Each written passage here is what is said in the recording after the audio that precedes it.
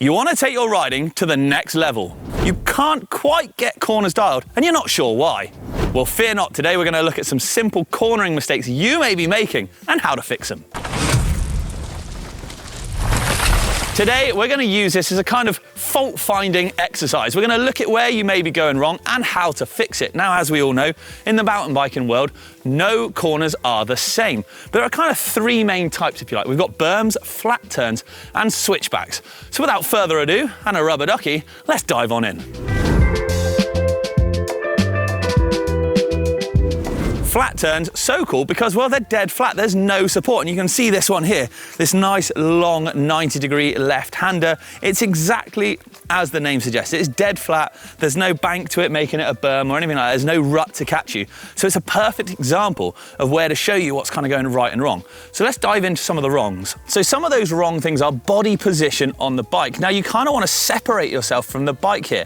If you're hitting some of the other turns later on in the video, you'll notice you're going to stay in a line with your bike, especially in berms.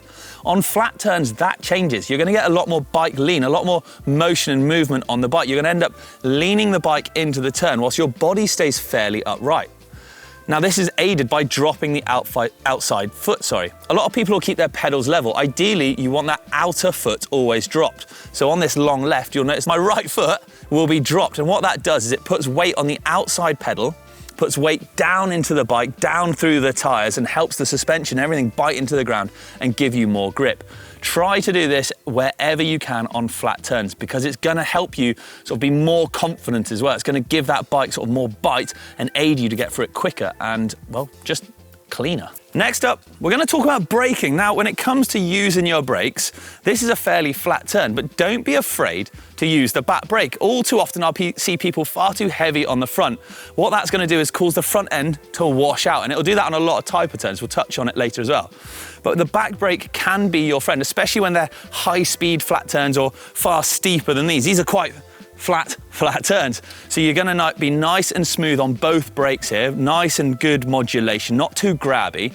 If this was a lot steeper and you need to get that back end sort of stepping out a little bit, get all Sam Hill on it, and much like this, well, you're going to get a bit more back brake heavy there. That's going to lock that back brake up, initiate the slide around the turn, and get you sort of that kind of rally car style drift.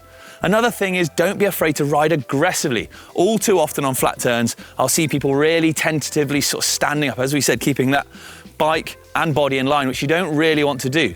You want to get a bit more aggressive with it. Don't be afraid to attack the turn. Really get the lean on, get the elbows out, drop your body weight down. Like I said, you're going to hunker down into that bike to really force it into the ground so that where there is no support in the turn, that lower center of gravity is going to give you that grip and that confidence that you need. Now, don't forget, when you're linking flat turns together, you're going to have to shift your body weight from side to side. So you can see here in the slow-mo, my body weight's on one side and I'm leaning the bike and it switches to the other, dropping the left foot and then the right foot. Switchbacks now. Now, a switchback or series of switchbacks are very tight turns where you change direction pretty suddenly. They're often found on steeper trails. And well, I've got a prime example here. The trail comes in really fast from my left here, and you loop around this tree 180 and back across the trail. So what that's doing is dissecting across the steepest part of the hill here. There is another line that goes flat out down, but that's not what we're doing. So we're going to learn out what kind of things you might be doing wrong on a turn like this when it comes to body position, braking, line choice, setup, all those sort of things, and fix them. Let's kick things off with line choice. This is where I see people go wrong most of the time. Now, we're going to come in pretty flat sticks into this turn here. Where people go wrong is being too low in the turn.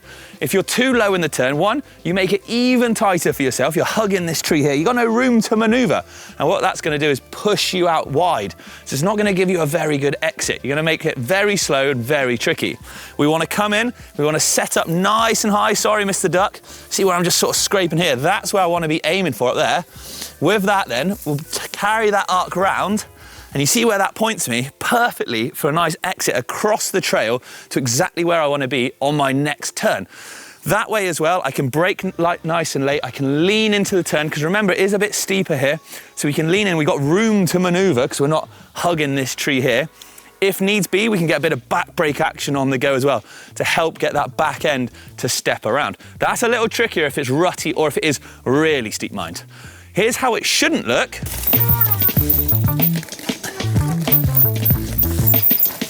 And here is how it should look. So there were a few correct attempts, if you like, carrying good speed. Now look at my line choice. Where I thought I was going and where I actually went were a bit different. We can see where I kind of scratched a very outside line. When it actually came to riding, it wasn't really doable to go quite that high up. You could see instead I came in a bit straighter and then cut down. Kind of a middle between the two turned out to be the optimal line to carry through. Now when it came to braking, this is where that made a difference. You can see from here, there's about a 2 meter lockup, almost identical lines, they're a couple inches apart.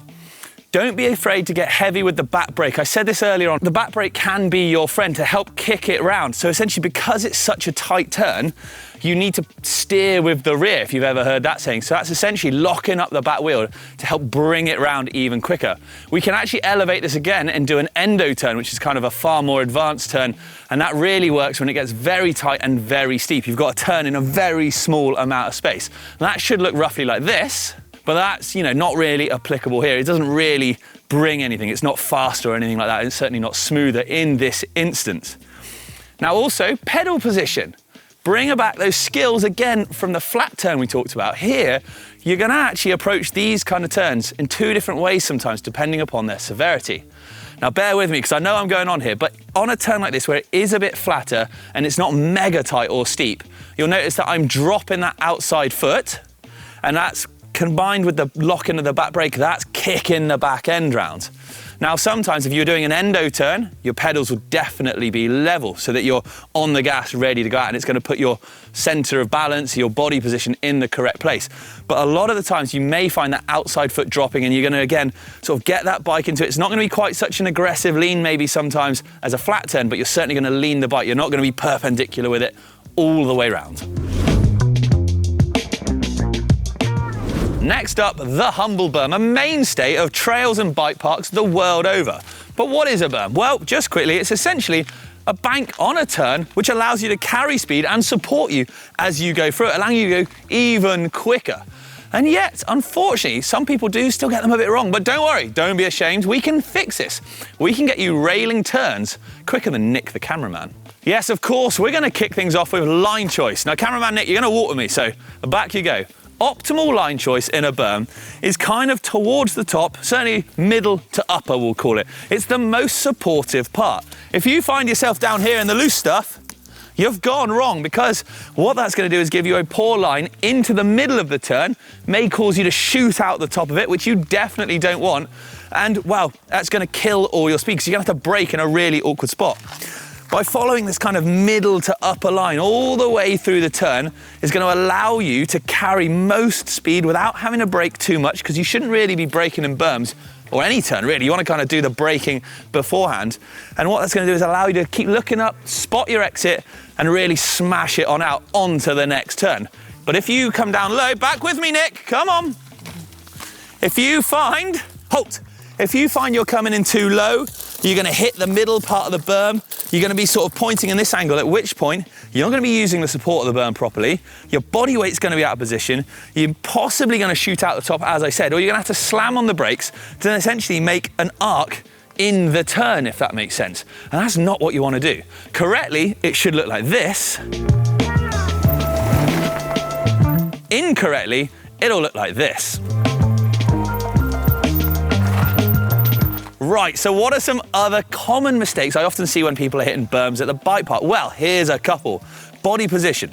Now, in the previous kind of turns, we said about that bike and body separation, where the bike's leaning, but the body's trying to stay upright. Well, it's different when it comes to turns. You want to be in line with your bike. What this is essentially doing is putting you sort of in a perpendicular or at 90 degrees to the berm. So all your weight's forcing into the turn, and like we were dropping that outside foot previously, it's putting the most weight and the most grip into the suspension and into the tyres to get you around the turn without slipping out.